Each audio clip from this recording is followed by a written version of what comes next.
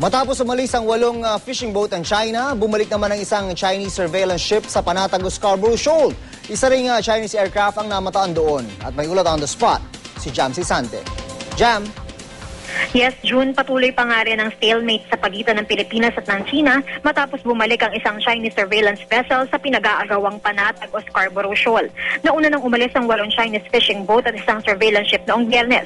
Pero kahapon, bumalik ang isang Chinese surveillance ship at isang Chinese aircraft din ang namataan sa isla.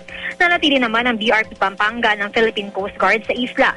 Ayon kay DFA spokesperson Assistant Secretary Raul Hernandez, nagulat si DFA Secretary Albert Del Rosario sa pagbalik ng lumisa na Chinese surveillance ship dahil napag-usapan nila ng Chinese ambassador noong Biyernes na hindi gagawa ng hakbang ng dalawang bansa hanggat hindi sila nagpupulong. Humingi na raw ng paliwanag si Del Rosario sa China ukol dito. Dagdag pa ni Hernandez, hinaras din daw ng Chinese ships ang MV Sarangani ng Pilipinas na nagsasagawa ng archaeological survey sa lugar, pero di pa malinaw ang detalye nito. Patuloy naman daw ang komunikasyon ng DFA at ng Chinese Embassy. June?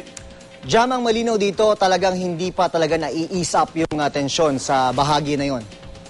Yes, June, kasi sabi nga nitong si DFA spokesperson na Assistant Secretary Raul Hernandez, based daw dun sa last na negotiations ng dalawang bansa, ng DFA Secretary Albert Del Rosario at ng Chinese Ambassador, ay gusto raw nila na mauna yung bawat bansa na umalis doon sa Scarborough Shoal. Ayaw bumigay at yun nga, hinihintay nila na umalis yung, hinihintay ng China na umalis ng Pilipinas at hinihintay naman ng Pilipinas na maunang umalis yung China. June? Finally, Jam, dahil ba sa hakbangin na ito, maitutuloy na ba ng DFA yung diplomatic protest na nauna ng sinet aside, Jam? Sa ngayon, di ba, June, sinet aside muna nila yung diplomatic protest dahil nga nag-pull out naman ng vessels from both sides, from Philippines and from China. Pero sa ngayon, napatuloy pa rin yung negotiations ng dalawang bansa. June? Maraming salamat, Jam Sisante.